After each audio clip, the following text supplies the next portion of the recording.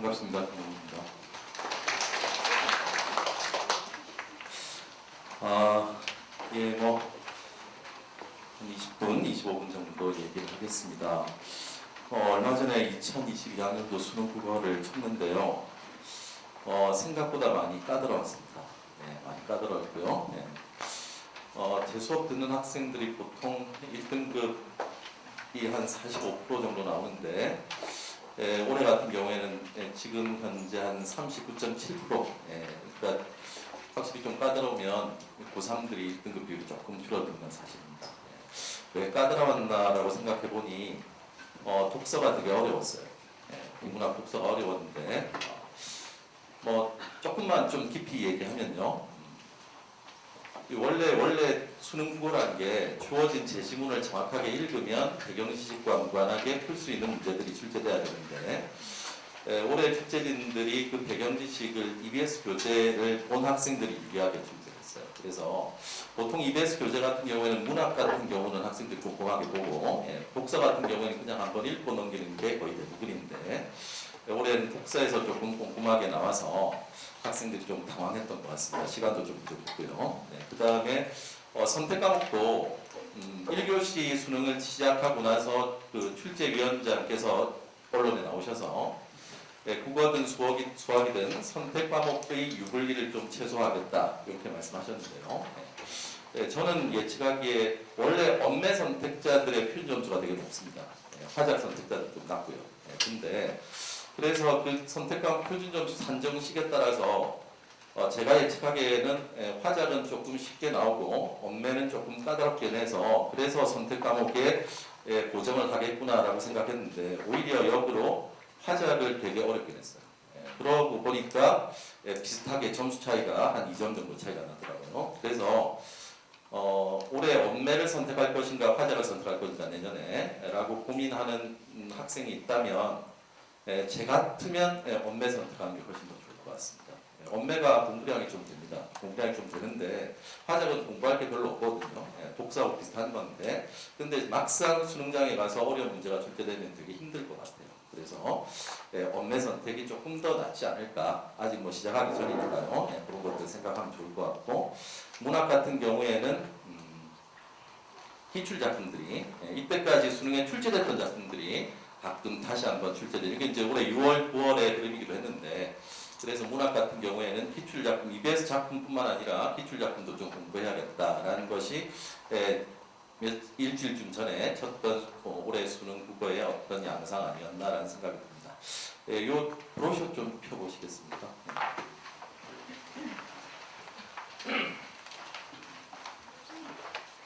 저도 오랜만에 설명을 해서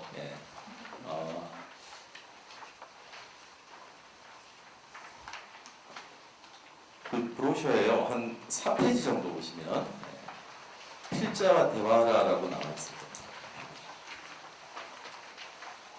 설명회 할 때 전 좀 추상적인 걸 좀 싫어해서 부모님께 문제를 좀 풀리는 편입니다.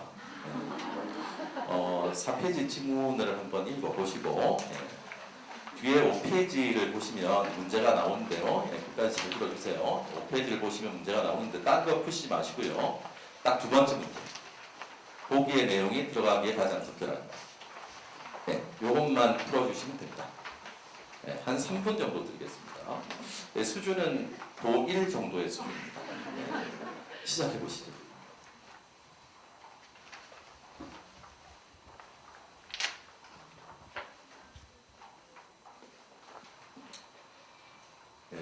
마음속에 답을 정하셨습니까?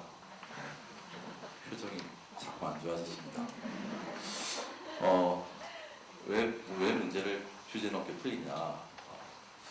이것저것 수능 국어라는 게 어떤 과목인가를 설명을 드리셔도 실제로 한번 풀어보시는 게 훨씬 더 좋을 것 같아서요.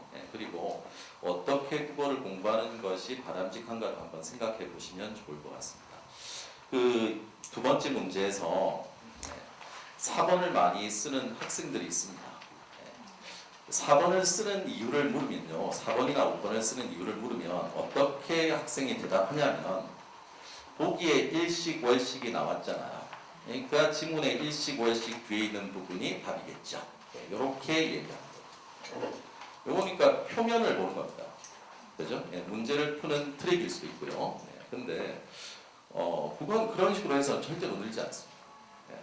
앞지문만, 지문 간단하게만 볼게요. 가문단 같이 한번 읽어보겠습니다. 집중해 주시고요. 자, 역사가 무엇인가 하는 대단히 어려운 물음에 아주 쉽게 대답한다면 그것은 인간사회의 지난날에 일어난 사실들 자체를 가리키기도 하고 그 사실들에 관해 적어놓은 기록들을 가리키기도 한다고 흔히 말할 수 있다. 저 한번 보시죠. 뭐라고 했나? 이때 다 눈 내려. 다시 지금 학생들이라고 다를 바가 없어요. 읽었는데 머리 안 들어옵니다. 한 번만 더 읽겠습니다. 역사란 무엇인가 대단히 어려운 물음에 아주 쉽게 대답한다면 그것은 인간사회의 지난날에 일어난 사실들 자체를 가리키기도 하고 또 그 사실들에 관해 적어놓은 기록들을 가리키기도 한다고 흔히 말할 수 있다. 물어볼 것 같으니까 준비하셨죠? 그죠? 역사는 뭐라고요? 지난날의 인간사회에 일어난 사실, 그것에 관해 적어놓은 기록. 동의하십니까? 거기까지 가야 돼요. 정보를 파악하는 게 아니라 필자가 이렇게 역사를 정했잖아요. 그러면 맞는지 확인해봐요. 거기에 끄떡여주고 라는 것들이 돼야 되는데 이러면 저절로 머릿속에 저장되거든요. 근데 이런 과정을 학교 내신에서는 안 합니다. 학교 내신은 암기죠. 그러니까 어머니들이 아버님도 계신데 학교 내신하고 수능 국어하고는 완전히 다른 과목이라고 생각해요. 완벽하게 다른 과목. 이걸 같은 과목이라고 생각하고 여기 수능 세대도 아마 계실 거고 학력고사 세대도 계실 텐데 학력고사를 공부하신 분이라면 그게 요즘에 학교 내신이라고 생각하셔도 괜찮아요. 근데 수능은 다르거든요. 완전히 다른 과목입니다. 자, 계속 읽어보시죠. 그러나 나왔어요. 지난날의 인간사회에 일어난 사실이 모두 역사가 되는 것은 아니라고 했어요. 저 한번 보시죠. 역사라는 게 뭐라고 했죠? 집중해 주셔야 됩니다. 지난날의 인간사회에 일어난 사실, 그것에 관해 적어놓은 기록들. 근데 그 다음 문장에서 지난날의 인간사회에 일어난 사실이 모두 역사가 되는 건 아니라고 했어요. 계속 적어보세요. 그럼 그 뒤엔 뭐가 나와야 되죠? 어떤 건 역사가 아니고 어떤 건 역사인데 라는 것에 대한 내용이 나와야 되죠. 이런 생각하고 읽어요. 근데 애들 이런 생각 잘 안 합니다. 정보 찾기 바빠요. 그죠? 그 다음 문장 봅시다. 쉬운 예를 들면, 예를 들어 설명하네요. 김총각과 박처녀가 결혼한 사실은 역사가 될 수 없고, 한글이 만들어진 사실, 임진왜란이 일어난 사실 등은 역사가 되는 것이다. 예를 들었어요. 자, 보시죠. 김총각과 박처녀가 결혼한 사실은 역사가 아니고, 한글이 만들어진 사실, 그 다음에 임진왜란이 일어난 사실, 이런 것들은 역사가 된대요. 그 다음 문장 볼게요. 자, 이렇게 보면, 사소한 일, 일상적으로 반복되는 일. 그러면 뭐를 일반화하는 거죠? 이런 거죠. 그죠? 김총각과 박처녀의 결혼 같은 사소한 건 아닌 것 같은데 어쨌든 사소한 일, 일상적으로 반복되는 일은 역사가 될 수 없고 그 다음 거대한 사실 한 번만 일어난 사실만이 역사가 될 것 같다. 그럼 보세요. 자, 한번 보세요. 역사라는 것이 지난날의 인간사회에 일어난 사실이라고 했죠. 근데 아니야 그렇지 않은 것도 있어 라고 해서 두 번째 이제 뭐니 지난날의 인간사회에 일어난 사실들 중에서 거대한 사실 한 번만 일어난 사실 이 역사다라고 정의를 한 단계 더 올렸죠. 자 근데 첫 번째 문장 끝부분 보세요. 반드시 그런 것도 아니다. 저 보세요. 그럼 그 다음 뭐가 나와야 되죠? 거대한 사실 한 번만 일어난 사실들 중에서도 역사가 아닌 게 있고 사소한 일상적 반복되는 일들 중에서도 역사인 게 있다. 라는 게 나와야 될 자리잖아요. 나 문단의 첫 번째 문장 한번 읽어보시죠. 눈으로 읽으셔도 됩니다. 이게 우리가 예측했던 내용인가요? 아닙니다. 차분하게 이렇게 독서량이 중요한 게 아니고요. 이렇게 상대방의 말을 머릿속으로 잘 이해하면서 정리해온 습관으로 고등학교로 올라오고 고3으로 올라온 학생은요. 가문단 딱 읽고 나서 가나 문단사에 뭐 없네? 라고 판단합니다. 그리고 2번 보기 딱 읽고 그렇지. 그리고 1번 씁니다. 이렇게 돼야 돼요. 이렇게 돼야 하는데 이런 공부를 솔직히 애들이 해본 적이 거의 없어요. 거의 없습니다. 대치동 학생들 첫 수업을 해보면 이렇게 공부하는 학생이 많지 않아요. 그래서 보면 뭐 시대인재 저기 재종반 같은 경우에도 보면 수학은 만점 받았는데 그건 7, 80점 이렇게 미끄러진 애들이 생깁니다. 이런 말들은 하죠. 수학하고 영어는요 어느 정도 수준까지는 만들 수 있어요. 근데 국어는 이런 식으로 지가 하지 않으면 어려운 거예요. 그러니까 저도 대치동에서 국어를 가르치지만 실제로 학생들이 이런 식으로 생각하게 만들 수는 없죠. 그렇게 하게 만들어야 돼요. 저는 그렇게 하게 만들기 위해서 앞에 서 있는 거고요. 뭔가 지식을 전달해 주는 사람이 아닙니다. 국어는 그래요. 지식을 측정하는 시험이 아니니까요. 그래서 저도 둘째가 지금 초6인데요. 제 망했습니다. 매우 걱정스럽습니다. 나중에 고등학교 와서 아빠 누구라고 얘기하지 마라 라고 얘기하는 거예요. 그게 되게 걱정스럽습니다. 저도 쉽지 않습니다. 쉽지 않은 거 잘 아는데요. 이런 식으로 생각하도록 자꾸 자극을 주고 만들어주고 해야 국어 성적이 오를 겁니다. 근데 이런 학생들 이런 습관이 잘 안 돼 있으니까 조금 더 이제 기계적으로 이해 과정은 좀 덜 들어가더라도 기계적으로 논리화하고 하는 그런 공부방법들이 있긴 있는데요. 저는 그런 공부방법들이 수능장에서 별로 그렇게 쓰임이 없다고 생각하는 사람입니다. 그냥 무턱대고 지가 제대로 읽어낼 수 있는 능력이 있어야 어떤 시험이 나와도 좋은 점수를 받을 수 있지 않을까라고 생각하거든요. 그래서 이런 문제들을 보시면 국어라는 걸 어떻게 공부해야 될 것인가. 그러니까 책을 이런 식으로 읽은 학생들은 국어 정말 잘합니다. 그냥 첫 시간에 딱 봤는데도 넌 더 이상 가르칠 게 없어 라고 할 수 있는 그런 애들이 있어요. 요번 그렇게 어려웠다는 수능에서 아마 전국에서 국어 만점 100명도 안 나왔을 거거든요. 그런데도 만점 받는 친구들이 나옵니다. 이건 제가 잘 가르친 게 아닌 것 같아요. 원래 그렇게 습관화될 똥땡. 그래서 보통 보면 이제 한 2, 3등급을 어떻게 1등급으로 만드느냐 라는 것은 제가 보기엔 꾸준히 하는 수밖에 없습니다.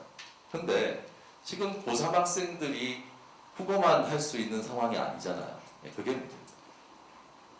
영어하고 수학은 어릴 때부터 솔직히 좀 시키셨죠. 분위기 안 시키셨습니까? 시키셨죠. 근데 고등학교 고3 올라와서도 영어 수학이 주종 내신도 해야 돼요. 그러니까 실제로는 국어 공부할 시간 별로 없는 거죠. 제가 보기엔 하루에 국어를 2시간씩 해도 모자란데 이렇게 끙끙거려야 되거든요. 근데 그렇게 할 여유가 없으니까 국어는 제가 보기엔 정확하게 공부하면 공부량에 비례해서 성적이 나오는 겁니다. 근데 고3 학생들이 좀 안타까운 게 그런 시간이 많지 않은 게 좀 안타까운 것 같아요. 그런 것들을 좀 애들을 국어에 좀 시켜야 되지 않을까. 결국은 뭐 결과 보시면 알겠지만 결국은 중상위권에서는 국어가 결정합니다. 그래서 쉽진 않지만 고3 올라와서 국어를 좀 많이 하는 것이 그래도 방법이겠다는 생각입니다. 학생들도 그렇고요. 부모님도 그렇고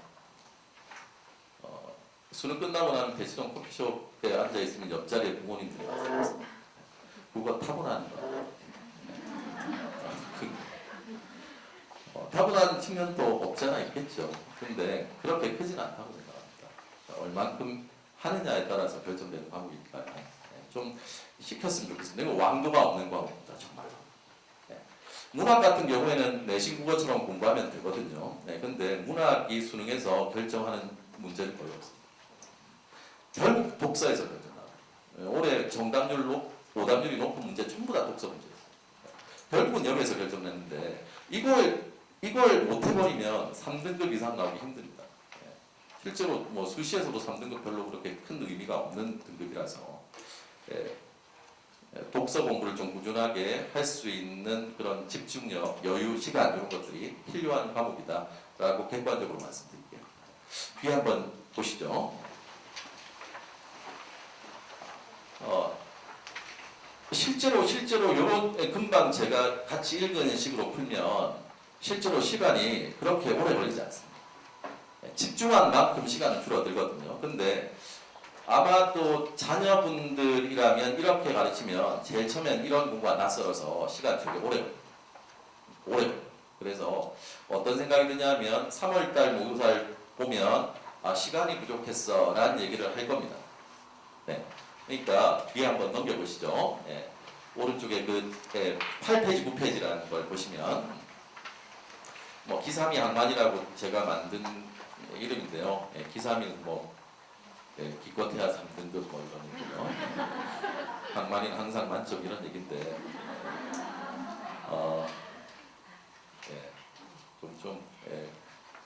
이름 잘못 찐 것 같습니다.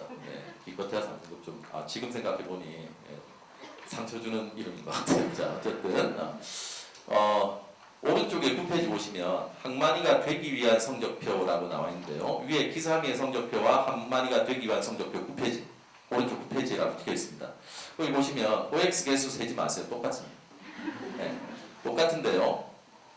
느낌이 오십니까? 위에는요 여전히 그냥 생각하지 않고 드립다 푸는 거예요. 시간 안에 풀었지만 X가 많습니다. 근데 밑은요 앞에까지 생각을 좀 했죠. 어려운 문제 한두 문제는 아직까지 틀릴 거고 뒷부분에 갈수록 찍어서 틀린 게 많습니다. 근데 지금 만약에 3등급이라면 일단 위에서 밑으로 만들어야 돼요. 점수 차이는 변화가 없습니다. 요래놓고 기다려야 돼요. 이 상황에서 꾸준하게 공부를 하면요. 어머니들 그 영어 공부해 보셨죠? 배우셨죠? 영어 물론 뭐 네이티브도 계시겠지만 영어 독해할 때 저는 그랬거든요. 촌놈이나 고등학교 1학년 올라가서 모의고사를 치는데 시간이 없는 거예요. 영어 공부한 적이 없었어요. 그래서 드립다 공부했습니다. 그랬더니 이 시간이 조금씩 이제 여유가 생기더라고요. 그것도 마찬가지입니다. 이 상황에서 꾸준하게 공부하면요 못 푸는 지문들이 줄어들게 되어 있습니다. 이렇게 해야 완벽에 가까운 점수가 나오지. 그냥 위의 상태에서 그냥 아무 생각 없이 문제만 푼다고 해서 국어 성적이 절대로 나오지 않아요. 밑 빠진 독에 물 붓기라는 얘기가 있는데요. 예전에 제가 대성학원에 담임을 한 적이 있는데 이런 애들이 있어요. 3, 1, 1, 1, 1 공부한 방법을 모르는 거죠. 그러고 나서 얘기합니다. 하루에 5시간씩 공부해요. 근데도 여전히 3이에요. 라는 게 결국은 이해하지 않고 생각하지 않고 이렇게 공부하면 이런 결과가 나옵니다. 국어가 되게 묘한 과목이에요. 그래서 제대로 지도해 주셔야 돼요. 그러니까 제가 말씀드린 건 만약에 어느 쌤한테 듣든 그 밑에 있는 항만이가 되기 위한 성적표를 받았는데 어머니가 이런 말씀하시면 안 되는 거죠. 좀 빨리 풀어. 너 2지문 못 풀었잖아. 다음 모의고사는 더 빨리 풀어봐. 라고 하면 위로 돌아갑니다. 역행 하는 거죠. 이런 것들을 좀 아셔야 되는데 잘 모르시니까 솔직히 저도 잘 모르거든요. 잘 모르니까 2지문이나 못 풀었어. 다음 모의고사 더 빨리 풀어. 라고 해버리면 끝납니다. 그럼 그러니까 기다려주셔야 돼요. 이렇게 되면 6평에서 못 푸는 지문이 한 지문 빠지고 9평에서는 시간 안에 빠듯하게 풀고 수능에서는 시간 낭비할 수 있거든요. 그러니까 차근차근 좀 오랫동안 꾸준하게 해줘야 이해력과 사고력이 늘어나지 그렇지 않으면 국어 공부하는 게 쉽지 않은 겁니다. 라는 생각이 듭니다. 뒤로 한번 넘어가 보시죠. 요 내용들은 그냥 제 수업에 대한 광고 같은 내용인데요. 한 번씩 읽어보십시오. 읽어보시면 될 거고요. 올해는 그 제일 마지막 페이지 좀 보시면 대치동의 수업 딱 4개 합니다. 4개. 애들 4개 많이 줄였습니다. 제가 다르게 드리고 싶은 말씀이 있는데요. 딱 2가지만 드리겠습니다. 국어는 국어 선생님이 잘 가르치실 수 있으니까 어머니가 하셔야 될 일. 대치동에서 제가 2003년도부터 대치동 수업을 했는데요. 올해 수업하면 한 20년 된 것 같습니다. 대치동 학생들 중에 네, 자존감 떨어지는 학생들이 많아요. 네, 자존감이 떨어지는 학생은 다 그런 건 절대 아니고요. 네, 심하게 자존감이 떨어지는 학생들도 있습니다. 네, 안 그렇겠습니까? 옆집 친구하고 비교당하고. 네. 그래서 제가 수업해보면서 느끼는 게 이래서 공부 잘하면 뭐하나라는 생각이 들더라고요. 네. 어머님, 아버님이 할 수 있는 게 있습니다. 네. 딱 두 가지만, 한 가지만 일단 네. 부탁드린 거예요. 네. 전 실천하는데 요즘에 둘째가 사춘기라 좀 첫째는 중3인데요. 실천합니다. 얘 학교 갈 때 매일 안아줍니다. 네. 안아주세요. 매일. 이미 다 하시고 계십니다. 네. 그럼 훌륭하고. 그게 어마어마한 힘이 됩니다. 네. 괜찮다고 도닥거려 주시고. 네. 자존감이 튼튼한 아이가 공부도 잘합니다. 네. 기죽이는 말씀 제 안에도 많이 하지만 네. 웬만하면 좀 참으시고 칭찬해 주시고 하는 게 대치동 수험생 부모로서 해야 될 일이 아닐까라고 생각합니다. 또 한 가지 더 부탁드리고 싶은 건요. 6시에 깨워주십시오. 6시. 요즘 애들 밤늦게 공부 잘 안 할 텐데요. 그래도 밤늦게 자는 애들이 많습니다. 학교에 혹시 가보신 적 거의 없으시죠? 네. 제가 종합반 수업할 때요. 그 당시에 대성학원 꽤 괜찮은 상권 애들 많이 오는 학원인데도 불구하고 반 정도는 1교시에 국밥 줍니다. 8시 수업. 학교는 더 하겠죠. 근데 수능이 8시 40분에 시작하거든요. 그럼 일주일 전에 깨워서 바이오 리듬 맞춰서 공부시키면 된다고 하지만 실제로 그렇지 않습니다. 그리고 그 아침에 하는 게 제일 좋습니다. 그러니까 웬만하면 그 수험생 자녀가 있는 가정이라면요. 지금 생활 리듬을 조금 앞으로 당기시는 게 좋을 것 같아요.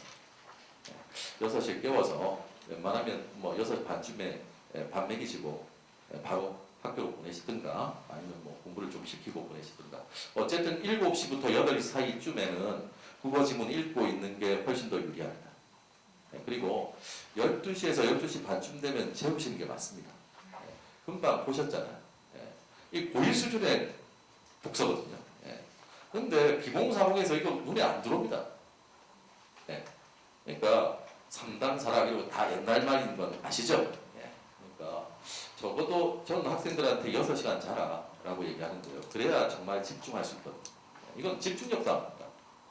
그래서 부모님께서 하실 일은 6시에 깨워서 요거 서포트하는 거 되게 어려운 일인 것 같아요. 힘듭니다. 잘 알고 있는데요.